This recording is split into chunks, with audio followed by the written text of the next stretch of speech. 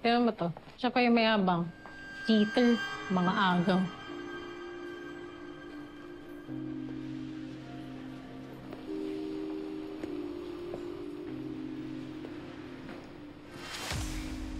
Ba't di niyo sabihin sa harapan ko? Hindi pinagbubulong-bulungan niyo ako. So ikaw pa yung mayabang ngayon. You stole something from me. Ninakawan mo ko ng kliyente. Dr. Faisal? Client ko yun. I called him yesterday. Ang sabi niya sa akin, nag-uusap na kayo. Ba't ako sinisisi mo? You lost your client because you failed to follow up on him. I saw an opportunity na hindi ko pwedeng palampasin. That's why I took it. So proud ko pa sa ginawa mo. Liv is right. We're all in sales. You can't let opportunities go to waste. Besides, siya nga dapat niyong tularan. Because she's the top sales performer again for this quarter. Congratulations, Liv. Thank you pa, ma. Keep it up. You're on your way for a promotion.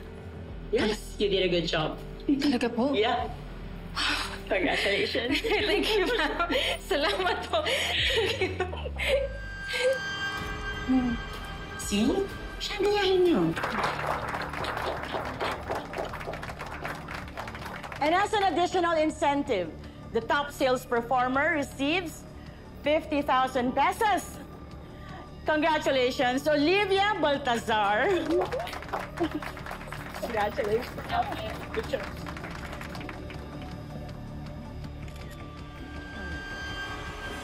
Sorry po, sorry. Inspector, ano pong ginagawa niyo dito? Gusto ko sana namin may bitahan sa presinto.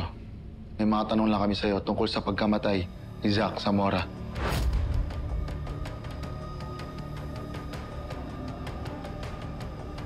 Liv, what's this? Did you do something? As you all know, ongoing pa rin yung investigation sa pagkamatay ng boyfriend ko. And it's just normal na kausapin nila ako about Zach. And I will do everything para makatulong sa kaso.